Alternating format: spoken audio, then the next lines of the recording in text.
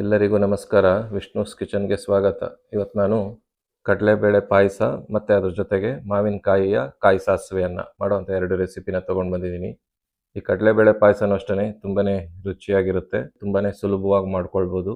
ಮತ್ತು ಇದನ್ನೇನು ತುಂಬ ಸ್ಪೆಷಲ್ಲಾಗಿ ಏನು ಮಾಡಿಲ್ಲ, ನಾರ್ಮಲಾಗಿ ತುಂಬ ಸಿಂಪಲ್ಲಾಗಿ ಮಾಡಿದ್ದೀನಿ. ತುಂಬ ಚೆನ್ನಾಗಿರುತ್ತೆ, ರುಚಿಯಾಗಿರುತ್ತೆ, ಹಬ್ಬಗಳಲ್ಲೆಲ್ಲ ಮಾಡ್ಕೊಳ್ಳೋ ಅಂಥದ್ದು. ಇದನ್ನು ಮಾಡೋದಕ್ಕೆ ಒಂದು ಪ್ರೆಷರ್ ಕುಕ್ಕರ್ ತೊಗೊಳ್ಳೋಣ. ಅದಕ್ಕೆ 1 ಕಪ್ಪು ಕಡಲೆಬೇಳೆನ ಸೇರಿಸ್ಕೊಳ್ಳೋಣ. ಸೇರಿಸ್ಬಿಟ್ಟು ಇದನ್ನೆಲ್ಲ ಒಂದು 2-3 ಸಲ ಚೆನ್ನಾಗಿ ತೊಳ್ಕೊಳ್ಳೋಣ. ಇದನ್ನೆಲ್ಲ ಚೆನ್ನಾಗಿ ತೊಳ್ಕೊಂಡ್ಮೇಲೆ ಇದಕ್ಕೆ ಒಂದು 2 ಕಪ್ಪಷ್ಟು ನೀರನ್ನು ಸೇರಿಸ್ಕೊಳ್ಳಿ. ನಮ್ಗೆ ಯಾವಾಗ ಬೇಕೋ ಅವಾಗ ಮಾಡ್ಕೊಳ್ಬೋದು, ನೆನೆಸ್ಬೇಕು ಆ ಥರ ಎಲ್ಲ ಏನೂ ಅವಶ್ಯಕತೆ ಇಲ್ಲ. ಇದಕ್ಕೆ 1 ಟೀ ಸ್ಪೂನಷ್ಟು ತುಪ್ಪನೂ ಸಹ ಸೇರಿಸ್ಕೊಳ್ಳೋಣ. ಸೇರಿಸ್ಬಿಟ್ಟು ಒಂದು ಸಲ ಚೆನ್ನಾಗಿ ಬೆರೆಸ್ಕೊಂಬಿಡೋಣ.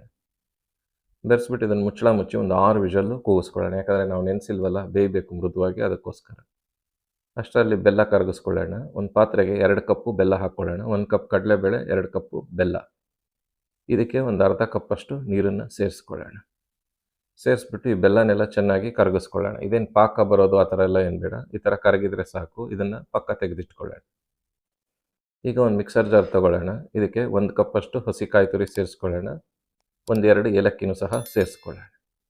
ಇದಕ್ಕೆ 1 ಕಪ್ ನೀರು ಉಪಯೋಗಿಸ್ಕೊಂಡಿದ್ದೀನಿ. ಸ್ವಲ್ಪನೇ ನೀರು ಹಾಕಿ ನುಣ್ಣಗೆ ರುಬ್ಬಿ ತೆಗೆದಿಟ್ಕೊಳ್ಳೋಣ. ಇದನ್ನು ತುಂಬ ಕಾಯಿ ಹಾಲು ಹಾಕೋದು ಆ ಥರದ್ದೆಲ್ಲ ಏನೂ ಮಾಡಿಲ್ಲ, ಗಸಗಸೆ ಹುರಿಯೋದು ಎಲ್ಲ ತುಂಬ ಸಿಂಪಲಾಗಿ ಮಾಡಿದ್ದೀನಿ. ಈಗ ಇದು ಕಡಲೆಬೇಳೆ ಬೆಂದಿದೆಯಾ ಅಂತ ಒಂದು ಸಲ ನೋಡ್ಕೊಂಡ್ಬಿಡಬೇಕು. ಅಕಸ್ಮಾತ್ ಬೆಂದಿಲ್ಲ ಅಂದರೆ ಇನ್ನೊಂದು 2 ವಿಷಲ್ ಕೂಗಿಸ್ಕೊಳ್ಬೇಕು. ಈಗ ನಮಗೆ ಇದು ತುಂಬ ಚೆನ್ನಾಗಿ ಮೃದುವಾಗಿ ಬೆಂದಿದೆ ನೋಡಿದ್ರೇ ಗೊತ್ತಾಗ್ತಾ ಇದೆ. ಆದರೂ ಒಂದು ಸಲ ಚೆಕ್ ಮಾಡ್ಕೊಳ್ಬೇಕು. ಇದನ್ನು ಒಂದು ಸಲ ಮ್ಯಾಶ್ ಮಾಡ್ಕೊಂಬಿಡೋಣ. ತುಂಬ ಲೈಟಾಗಿ ಮ್ಯಾಶ್ ಮಾಡ್ಕೊಬೇಕು, ತುಂಬ ಜಾಸ್ತಿ ನುಣ್ಣಗಾಗೋ ಥರ ಮ್ಯಾಶ್ ಮಾಡಬಾರ್ದು. ನೋಡಿ ಈ ಥರ, ಆಗ ಬೇಳೆನೂ ಸಿಗುತ್ತೆ, ಕನ್ಸಿಸ್ಟೆನ್ಸಿನೂ ಗಟ್ಟಿ ಚೆನ್ನಾಗಿ ಬರುತ್ತೆ. ಈಗ ಇದಕ್ಕೆ ನಾವು ಕರಗಿಸಿಟ್ಕೊಂಡಿದ್ವಲ್ಲ ಬೆಲ್ಲ, ಅದನ್ನು ಜರಡಿ ಸಹಾಯದಿಂದ ಕ್ಲೀನಾಗಿ ಶೋಧಿಸ್ಕೊಂಬಿಡೋಣ. ಬೆಲ್ಲದಲ್ಲಿ ಏನಾದರೂ ಕಸ ಕಡ್ಡಿ ಆ ಥರದ್ದಿದ್ರೆ ಬಂದುಬಿಡುತ್ತೆ. ಇವಾಗ ಬರೋಂಥ ಬೆಲ್ಲದಲ್ಲಿ ಏನಿರಲ್ಲ, ತುಂಬಾ ಚೆನ್ನಾಗಿರೋ ಬೆಲ್ಲ ಎಲ್ಲ ತುಂಬ ಬರ್ತಾ ಇದೆ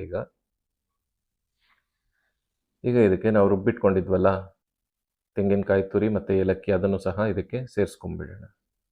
ಈಗ ಒಟ್ಟಿಗೆ ನಾವು 3.5 ಕಪ್ ನೀರು ಉಪಯೋಗಿಸಿದ್ದೀವಿ, ಬೆಲ್ಲಕ್ಕೆ ಹಾಕಿರೋದು ಸೇರಿಸಿ.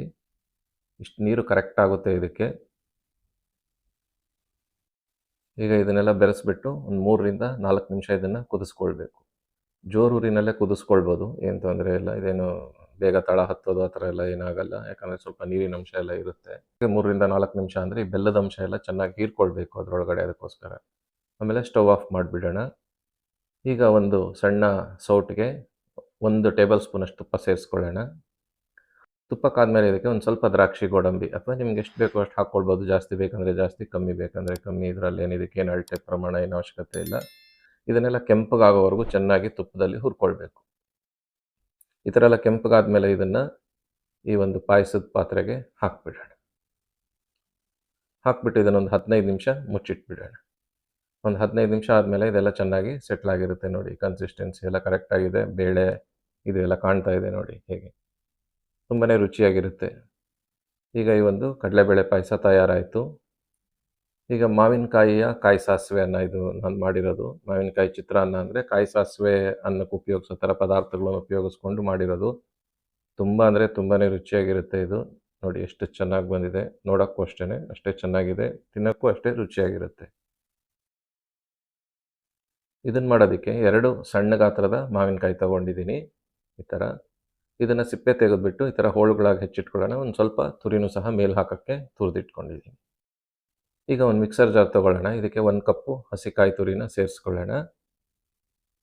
ಹಾಗೆಯೇ ಹೋಳುಗಳಾಗಿ ಹೆಚ್ಚಿಟ್ಕೊಂಡಿದ್ದಂಥ ಮಾವಿನಕಾಯಿನೂ ಸಹ ಸೇರಿಸ್ಕೊಳ್ಳೋಣ. ಈಗ ಇದಕ್ಕೆ ಒಂದು 5 ಗುಂಟೂರು ಮೆಣಸಿನ್ಕಾಯಿ ಮತ್ತು ಒಂದು 5 ಬ್ಯಾಡಗಿ ಮೆಣಸಿನ್ಕಾಯಿನ ಹಾಗೆ ಇದಕ್ಕೆ 1 ಟೀ ಸ್ಪೂನಷ್ಟು ಜೀರಿಗೆ ಸೇರಿಸ್ಕೊಳ್ಳೋಣ. ಮತ್ತು 1 ಟೀ ಸ್ಪೂನಷ್ಟು ಸಾಸಿವೆನೂ ಸಹ ಸೇರಿಸ್ಕೊಳ್ಳೋಣ. ಒಂದು ಅರ್ಧ ಟೀ ಸ್ಪೂನಷ್ಟು ಇಂಗನ್ನು ಸೇರಿಸ್ಕೊಳ್ಳೋಣ. ಒಂದು ಅರ್ಧ ಟೀ ಸ್ಪೂನಷ್ಟು ಅರಿಶಿಣ ಪುಡಿನೂ ಸಹ ಸೇರಿಸ್ಕೊಳ್ಳೋಣ. ಮತ್ತು ರುಚಿಗೆ ತಕ್ಕಷ್ಟು ಉಪ್ಪನ್ನು ಸಹ ಸೇರಿಸ್ಕೊಳ್ಳೋಣ. ಬೆಲ್ಲ ಒಂದು ಸ್ವಲ್ಪ ಸೇರಿಸ್ಕೊಳ್ಳೋಣ. ಸೇರಿಸ್ಬಿಟ್ಟು ಇದನ್ನು ನೀರೆಲ್ಲ ಏನೂ ಹಾಕಬಾರ್ದು, ಹಾಗೆಯೇ ತರ್ತರಿಯಾಗಿ ರುಬ್ಕೊಳ್ಬೇಕು. ಇದನ್ನು ನುಣ್ಣಗಾಗಬಾರ್ದು. ನೋಡಿ, ಈ ಥರ ತರ್ತರಿಯಾಗಿ ರುಬ್ಕೊಳ್ಬೇಕು. ರುಬ್ಬಿ ಇದನ್ನು ಪಕ್ಕ ಇಟ್ಕೊಳ್ಳೋಣ. ಈಗ ಒಂದು ಬಾಣಲೆ ಇಟ್ಕೊಳ್ಳೋಣ. ಇದಕ್ಕೆ ಒಂದು 2 ಟೇಬಲ್ ಸ್ಪೂನಷ್ಟು ಎಣ್ಣೆ ಹಾಕ್ಕೊಳ್ಳೋಣ. ಎಣ್ಣೆ ಕಾದ್ಮೇಲೆ 1 ಟೀ ಸ್ಪೂನ್ ಸಾಸಿವೆ ಹಾಕ್ಕೊಳ್ಳೋಣ. ಅದನ್ನೆಲ್ಲ ಒಂದು ಸಲ ಕೈ ಆಡ್ಕೊಳ್ಳೋಣ. ಈ ಸಾಸಿವೆ ಎಲ್ಲ ಒಂದು ಅರ್ಧ ಆಗಿದೆ ಅಂದಾಗ ಈ ಒಂದು ಕಡಲೆ ಬೀಜನ ಇದಕ್ಕೆ ಸೇರಿಸ್ಕೊಳ್ಳೋಣ. ಒಂದು 2 ಟೇಬಲ್ ಸ್ಪೂನ್ ಇದೆ ಅದು. ಈಗ ಈ ಸಾಸಿವೆ ಎಲ್ಲ ಚೆನ್ನಾಗಿ ಚಿಟುಗುಟ್ಬೇಕು ಮತ್ತು ಕಡಲೆ ಬೀಜನೂ ಎಲ್ಲ ಚೆನ್ನಾಗಿ ಆಗಬೇಕು ಗರ್ಗರಿ. ಅಲ್ಲಿವರೆಗೂ ಇದನ್ನು ಸಣ್ಣ ಉರಿನಲ್ಲಿ ಹುರ್ಕೊಳ್ಳೋಣ. ಈಗ ಇದಕ್ಕೆ 1 ಟೀ ಸ್ಪೂನ್ ಕಡಲೆಬೇಳೆ ಮತ್ತು ಅದ್ರ ಜೊತೆಗೇ 1 ಟೀ ಸ್ಪೂನ್ ಉದ್ದಿನಬೇಳೆ ಸೇರಿಸ್ಕೊಳ್ಳೋಣ. ಸೇರಿಸ್ಬಿಟ್ಟು ಇದನ್ನೆಲ್ಲ ಚೆನ್ನಾಗಿ ಕೈ ಆಡ್ಕೊಳ್ಳೋಣ. ಉರಿ ಸಣ್ಣ ಉರಿನಲ್ಲೇ ಮಾಡ್ಕೊಳ್ಬೇಕು. ಈಗ ಇದಕ್ಕೆ ಒಂದು 2 ಒಣಮೆಣಸಿನ್ಕಾಯಿ ಸೇರಿಸ್ಕೊಳ್ಳೋಣ. ಹಾಗೆಯೇ ಒಂದು 2 ಎಸಳು ಕರಿಬೇವನ್ನು ಸಹ ಸೇರಿಸ್ಬಿಡೋಣ. ಸೇರಿಸ್ಬಿಟ್ಟು ಇದನ್ನೆಲ್ಲ ಕೆಂಪಗಾಗೋವರೆಗೂ ಒಗ್ಗರಣೆ ಚೆನ್ನಾಗಿ ಹುರ್ಕೊಳ್ಬೇಕು. ಈಗ ಇದಕ್ಕೆ ನಾವು ರುಬ್ಬಿಟ್ಕೊಂಡಿದ್ವಲ್ಲ ಮಸಾಲೆನ ಇದಕ್ಕೆ ಸೇರಿಸ್ಕೊಳ್ಳೋಣ. ಸೇರಿಸ್ಬಿಟ್ಟು ಇದನ್ನೆಲ್ಲ ಸಣ್ಣೂರಿನಲ್ಲೇ ಚೆನ್ನಾಗಿ ಕೈ ಆಡ್ಕೊಳ್ಬೇಕು. ಆ ಹಸಿ ವಾಸನೆ ಎಲ್ಲ ಹೋಗಬೇಕು. ಎಲ್ಲ ಹಸಿ ಪದಾರ್ಥ ಉಪಯೋಗಿಸಿರೋದಲ್ಲ, ಅದಕ್ಕೆ ತುಂಬ ಒಣ ಆಯಿತು ಅಂದರೆ ಇನ್ನೊಂದು ಸ್ವಲ್ಪ ಎಣ್ಣೆನ ಸೇರಿಸ್ಕೊಳ್ಬೇಕು. ಸೇರಿಸ್ಬಿಟ್ಟು ಚೆನ್ನಾಗಿ ಸಣ್ಣೂರಿನಲ್ಲೇ ಹುರ್ಕೊತಾ ಬರಬೇಕು. ಇದನ್ನು ಒಂದು 3ರಿಂದ 4 ನಿಮಿಷ ಹುರ್ಕೊಳ್ಬೇಕು. ಹುರ್ಕೊಂಡ್ರೆ ಇದು ರೆಡಿ ಆಗುತ್ತೆ ಗೊಜ್ಜು. ಇದನ್ನು ಸ್ಟವ್ ಆಫ್ ಮಾಡಿ ಪಕ್ಕ ಇಟ್ಕೊಳ್ಳೋಣ. ಈಗ ಚೆನ್ನಾಗಿ ಆರಿರೋ ಅಂಥ ಅನ್ನಕ್ಕೆ ಗೊಜ್ಜು ನಮಗೆ ಎಷ್ಟು ಪ್ರಮಾಣದಲ್ಲಿ ಬೇಕು ಅಷ್ಟು ಸೇರಿಸ್ಕೊಳ್ಳೋಣ. ಈ ಥರ ಎಲ್ಲ ಸೇರಿಸ್ಬಿಟ್ಟು ಇನ್ನೊಂದು ಸ್ವಲ್ಪ ಉಪ್ಪು ಸೇರಿಸ್ಕೊಳ್ಳೋಣ. ಯಾಕಂದರೆ ನಾವು ಗೊಜ್ಜಿಗೆ ಬೇಕಾಗಿರೋ ಅಷ್ಟು ಉಪ್ಪು ಸೇರಿಸಿದ್ವಿ. ಒಂದು ಸ್ವಲ್ಪ ಉಪ್ಪು ಹಾಕಿ ಒಂದು ಸ್ವಲ್ಪ ಕೊತ್ತಂಬರಿ ಸೊಪ್ಪನ್ನು ಸಹ ಸೇರಿಸ್ಕೊಂಡ್ಬಿಡೋಣ. ಸೇರಿಸ್ಬಿಟ್ಟು ಇದನ್ನೆಲ್ಲ ಚೆನ್ನಾಗಿ ಬೆರೆಸ್ಕೊಳ್ಬೇಕು. ನಾವು ಯಾವಾಗಲೂ ಕಾಯಿ ಸಾಸಿವೆಯನ್ನು, ಒರಳು ಸಾಸಿವೆ ಚಿತ್ರಾನ್ನ ಆ ಥರ ಎಲ್ಲ ಮಾಡ್ತೀವಲ್ಲ, ಅದೇ ಥರನೇ ಈ ಒಂದು ರೆಸಿಪಿ ಮಾಡಿರೋದು. ತುಂಬ ರುಚಿಯಾಗಿರುತ್ತೆ, ತುಂಬ ಕಲರ್ಫುಲ್ಲಾಗೂ ಸಹ ಇರುತ್ತೆ. ನಾವು ಯಾವಾಗೂ ಮಾಡೋ ಮಾವಿನಕಾಯಿ ಚಿತ್ರಾನ್ನಕ್ಕಿಂತ ವಿಭಿನ್ನವಾಗಿರೋಂಥ ರುಚಿನ ಕೊಡುತ್ತೆ.